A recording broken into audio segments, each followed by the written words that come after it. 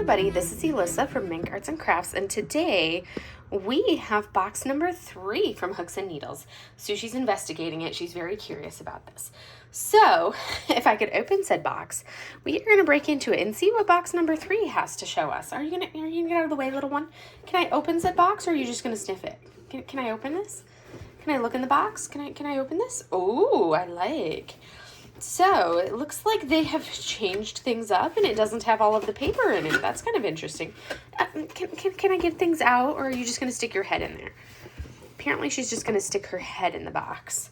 So here is our little magazine of what we're going to see. We're going to let Sushi lick the yarn because she's enjoying that. So it opens up. I like kind of seeing the different close-ups and the different patterns of things. It fascinates me. And we've got what we're going to do. So it talks a little bit about what we have. So we have 2 neon mosaic yarns, which are 70% merino wool and then the 30% polyamide.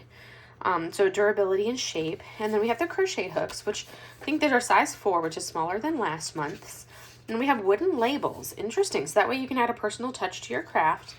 And then instructions with project of the month, and then tips and tricks to fix any crocheting mistake. So, and this talks a little bit about frogging. So frogging, in case you're not familiar with yarn crafts or anything to deal with like fiber arts, when you frog something, that's basically when you undo whatever you were doing work-wise, because you realize, oh, darn it, I made a mistake. I need to go through and undo however far into the project I was to undo to where I made the mistake and kind of start over. That's what frogging is. It's like you say you were 4 rows in and you made a mistake on row 3. So then you have to go back to that entire row and undo your stitches or your crochets to fix your mistake. And this kind of gives so some ideas of where assess it and identify the source. Is it in a single stitch or an entire row? Unravel the stitches. If it's a small error, like a dropped stitch or a simple correction, you can fix it without frogging the entire section. If it's a larger mistake, safeguarding your yarn, rewinding and reclaiming yarn. Because sometimes if it's a small one, what I've done in the past, I'm just like, meh, close enough, I can live with that. So this month's yarn, we're going to be using this neon mosaic yarn, which is a merino wool and polyamide blend. And we're going to be making this mosaic merino purse, which is going to look like this, which is kind of cute. So these are, it's like a little bit of a thinner yarn than the last month's yarn. So I need to actually make all of these projects that I'm getting for these, and look at those colors. I like the colors, the pastel-y greens and blues and purplies. I like those colors. So this is the yarn, and we also have these little wood labels. So if you make something to give it, it says handmade on it, and you could write on the back if you wanted with like, but it's just gonna say handmade. So you could label it as, oh, this is handmade if you're going to make something and give it or sell it. And it's got 1, 2, 3, 4, 5 labels. We have the button for, here is our button for our purse. It's a pretty button. I like that button, a little pretty wood button. Susie's helping. She loves these little organza baggies. She loves them. She's obsessed with them. She is like, this is mine and I will eat it. And then we have our crochet hooks, which I'm going to take out of here. Our crochet hooks, which are size 4, which is, well, they said they were size 4, but apparently it's size 3.5. Interesting.